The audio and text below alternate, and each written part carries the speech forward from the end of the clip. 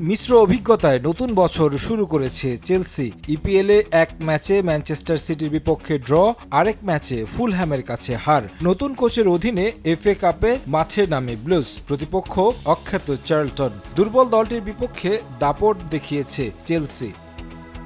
এই ম্যাচ দিয়ে চেলসি ডাগআউটে অভিষেক হয়েছে লিয়াম রোজেনিওর। প্রথমবার চেলসির ডাগআউটে দাঁড়িয়ে নাম লিখিয়েছেন রেকর্ডের পাতায়। গ্যালারিতে থাকা হাজারো ব্লুজ সমর্থকদের মনে কি চলছিল তা বোঝা গেল সেটাও। সাউথ লন্ডনে সাবেক মালিক রোমান আব্রামোভিচের নামে গলা ফাটালেন সমর্থকরা। নতুন কোচ হয়তো ততক্ষণে বুঝে গেছেন স্ট্যামফোর্ড ব্রিজে টিকে থাকতে হলে আগে কাদেরকে খুশি করতে হবে।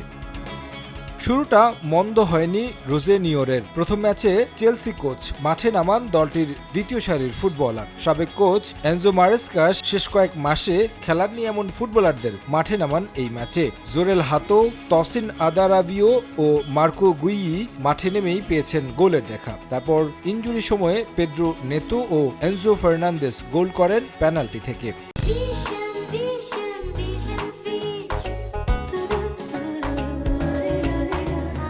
তাতে প্রায় 10 বছর পর চেলসির কোনো নতুন কোচ তার প্রথম ম্যাচে জয় পেয়েছে। সবশেষ 2016 সালে আন্তোনিও কন্তে তার প্রথম চেলসি ম্যাচে জয় পান। রোজেনিওর ম্যাচ শেষে এমন শুরুর জন্য ফুটবলারদের কৃতিত্ব দিয়েছেন। এই মানসিকতা নিয়ে মৌসুমে এগিয়ে যাওয়ার লক্ষ্য থাকবে তাদের।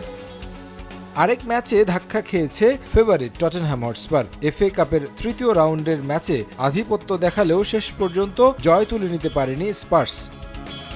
শুরুতে অবশ্য গোলের দেখা পায় অ্যাস্টন ভিলা। 22 মিনিটে বুয়েন্দিয়া নাম লেখান স্কোরশিটে। 1-0 এগিয়ে যায় তারা।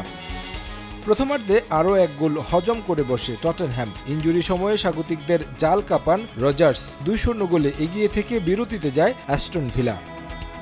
বিরতি থেকে ফিরে ম্যাচে ফেরার চেষ্টা চালায় স্পার্স। তারা সাফল্যও পায় দলটি। 54 মিনিটে গোল করেন ওদোবার। 2-1 হয় ব্যবধান। এরপর সমতায় ফিরতে মরিয়া হয়ে ওঠে থমাস ফ্র্যাঙ্ক শিষ্যরা। একটার পর একটা পরিবর্তন এনেছেন কোচ, তবে কাজের কাজ হয়নি। শেষ পর্যন্ত 2-1 গোলের হার নিয়ে মাঠ ছাড়তে হয় স্বাগতিক টটেনহ্যামকে।